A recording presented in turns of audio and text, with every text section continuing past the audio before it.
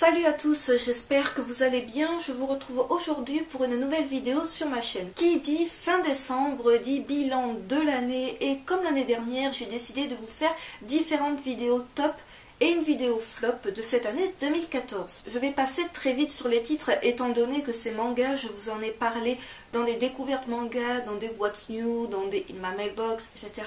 Donc je vous mettrai tous les liens dans la barre d'infos. La barre d'infos est super importante dans ces vidéos. Je vous mettrai tout dans la barre d'infos avec les liens des différentes vidéos, et j'essaierai également de vous mettre des liens par exemple de Manga News si vous voulez voir directement la fiche du manga. Je commence cette série de vidéos avec le Top Shonen 2014. Il est composé de 8 titres. Ces titres ne sont absolument pas classés du moins bon au meilleur ni du meilleur au moins bon, car ça aurait été tout simplement trop compliqué pour moi de faire un tel classement. Ils sont tout bonnement classés par date de sortie. Tout d'abord, il y a eu Haikyuu, les As du volet de Haruji Furudate, publié chez Kazemanga. Pourquoi ce titre mérite d'être dans mon Top Shonen 2014? Eh bien tout simplement car il m'a réconcilié, je dirais, avec les shonen sport.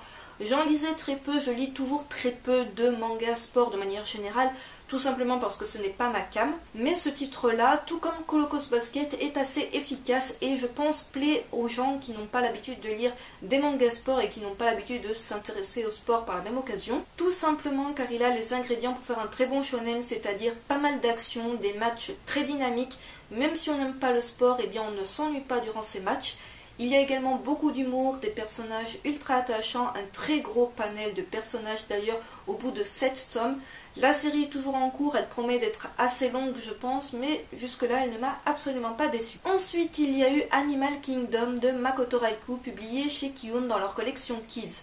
Alors lui c'est un petit peu l'ovni de la collection Kids de Kiun je dirais, car il n'a strictement rien à y faire. Je me suis répétée de nombreuses fois à ce propos en vous disant que non, ce n'est décidément pas un titre qui est fait pour les enfants, il est beaucoup trop violent je dirais pour être dans une catégorie Kids. Et ma foi, Kiun a décidé de le mettre dans sa collection Kids.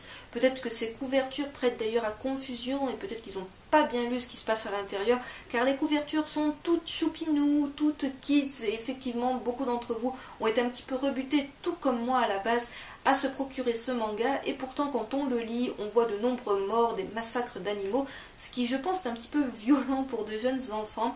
Bref, un titre qui a su me surprendre, que je ne pensais vraiment pas me procurer à la base et qui a été une excellente surprise. Ensuite, il y a eu Seven Deadly Sins de Nakaba Suzuki, publié chez Pika.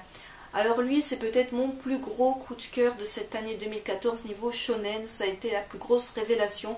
Là encore, il s'agissait d'un titre que je ne comptais pas me procurer. Les couvertures, elles faisaient enfantine, tout comme Animal Kingdom, et je me disais, non, après tout, c'est un shonen qui promet d'être un long shonen, un petit peu à la Fairy Tail, et je n'avais pas envie de me lancer dans un titre aussi long, avec des dessins aussi gamins, je dirais. Mais finalement, je l'ai acheté un petit peu par hasard et ça a été une très très grosse surprise, une très très bonne surprise d'ailleurs. Un manga auquel j'ai énormément accroché dès les 2 premiers tomes. Là, on en est au tome 6, ça ne me déçoit absolument pas. J'ai toujours autant hâte d'en avoir la suite. Si vous êtes fan, encore une fois, de l'univers de Fairy Tail, mais que vous cherchez quelque chose de nouveau, même si, ok, ça garde les ingrédients de ces gros shonen neketsu avec des personnages qui ont des pouvoirs totalement cheatés, mais c'est ça qui est bon aussi, même s'ils ont des pouvoirs totalement what the fuck, c'est juste super à suivre. Les personnages sont d'ailleurs très attachants, ce qui n'est pas le cas dans tous les shonen neketsu, je tiens à le dire. Là, on s'attache très vite à notre petit groupe de personnages, et dès qu'un personnage vient à mourir, à disparaître, ben c'est juste horrible. Donc voilà, si vous hésitez encore, eh bien n'hésitez plus, c'est un excellent shonen qu'il ne fallait pas louper en cette année 2014. Niveau shonen complètement what the fuck, il y a eu Magical Girl of the End de Kentaro Sato, publié chez Akata dans leur collection What the Fuck. Un titre que j'étais sûre de me procurer dès que j'en ai vu les couvertures et le synopsis qui était juste complètement what the fuck, ça porte extrêmement bien sa classification. Un titre que l'on peut hésiter à commencer de par son côté un petit peu trop gore, un petit peu trop trash. Personnellement, ça n'a pas été le pire que j'ai pu lire cette année du côté gore et trash, mais c'est celui qui est le plus prenant et le plus surprenant, je dirais. Alors dans ce top, il y aurait pu y avoir Alice in Borderland, qui est un petit peu dans la même idée de survival game, dans lequel on ne sait pas qui va s'en sortir et qui va mourir dans le prochain tome. Une série, comme je vous l'ai dit, qui est très surprenante et qui ne fait que monter crescendo, et j'ai franchement hâte d'en avoir la suite. Apparemment la saison 2, ou la deuxième partie du manga du moins, commencerait à partir du tome 8. Ça a été annoncé très récemment, je n'en sais pas plus, je ne me suis pas plus renseignée que cela à son sujet, mais j'ai franchement hâte qu'on ait le tome 5 en février. Ensuite, dans mon top shonen 2014, j'y mets la série Areadi de Kyoichi Nanatsuki et Yang Kyung-hil, publié chez Pika. Alors ce titre-là, je ne voulais que très brièvement montrer dans mon What's New du mois de octobre ou novembre, je ne sais plus, gros doute. Et je n'en ai toujours pas parlé sur ma chaîne, ne vous inquiétez pas, vous aurez mon avis dans une vidéo coup de cœur qui paraîtra sur ma chaîne au mois de janvier. Donc je n'en dis pas plus, si ce n'est que ça a été une très belle découverte, que j'ai longuement hésité à commencer, je ne partais pas du tout pour la commencer. J'en avais même parlé dans une vidéo extrêmement gage, j'achète ou pas, et j'avais dit que non, je n'achèterai pas. Je vous avais donné les raisons dans cette vidéo de pourquoi je ne voulais pas commencer la série.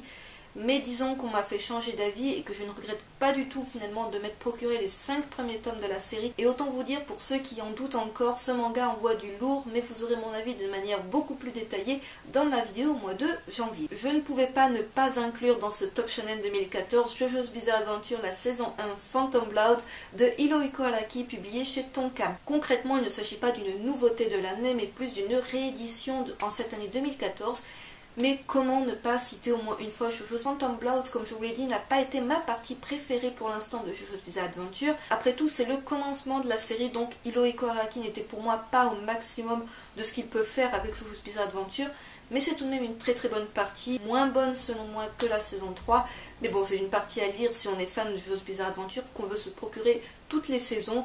On peut bien évidemment ne se procurer que celle-ci si on n'a pas envie d'investir dans le reste, mais quand vous concluez la saison 1, bien évidemment vous avez envie de commencer Battle Tendency qui sortira au mois de janvier et que bien évidemment vous retrouverez dans une vidéo découverte manga, What's New ou In My Mailbox, je ne sais pas encore. Et ça sera sûrement au mois de février. En cette année 2014, il y a également eu la sortie de Red Ice Swords Akame ga Kill de Takahiro et Tetsuya Tashihiro, publié chez Kurokawa. J'hésitais beaucoup à me procurer ce shonen de par le fait qu'il était en cours et que je sais pas, les couvertures ne me parlaient pas tant que ça à la base. Pourtant on m'en avait dit beaucoup de bien, principalement des personnes qui regardaient l'anime. Et finalement, je me suis procuré les 2 premiers tomes de la série que j'ai juste dévoré. Une série très surprenante et très sombre. L'auteur n'hésite pas encore une fois à flinguer l'un des personnages principaux au tome 2. Voilà, c'est pas dans tous les shonen qu'on va avoir ce genre de risque, je dirais, pris par l'auteur de flinguer l'un de ses personnages principaux qui, voilà, était très important à l'histoire. Et bam, au tome 2... eh ben, plus le personnage. Kurokawa l'a classé dans sa collection Seinen, ce qui peut être justifié de par le fait que le titre est tout de même assez violent. Les combats sont très sanglants, mais bon, à la base il s'agit d'un shonen. Un excellent titre que je vous conseille si vous êtes passé à côté.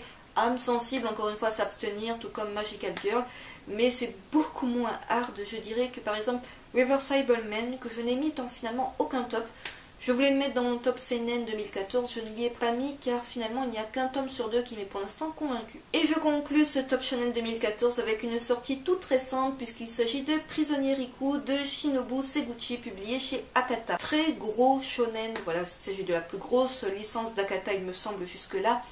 Et j'ai longuement hésité à la commencer tout simplement car quand même 20 tomes en cours, ça fait un petit peu peur. Mais je ne regrette absolument pas, les 3 premiers tomes sont juste génialissimes. Pour ceux qui en doutent encore et qui sont rebutés par ce nombre de tomes, c'est un investissement, c'est sûr, ça va être beaucoup de tomes à acheter. Et en plus, ça va être un rythme mensuel qui a l'air de se maintenir pour les prochains mois.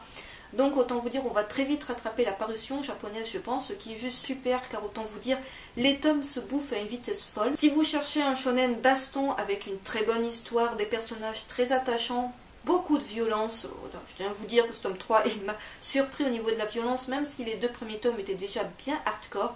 C'est un titre que je vous conseille vivement, garçon ou fille, peu importe, un très très bon shonen. Ainsi s'achève ce Top Shonen 2014, j'espère qu'il vous aura plu. N'hésitez pas à me dire en commentaire ce que vous en avez pensé et à me donner tant qu'à faire votre Top Shonen 2014. Et je vous dis à très vite pour une prochaine vidéo.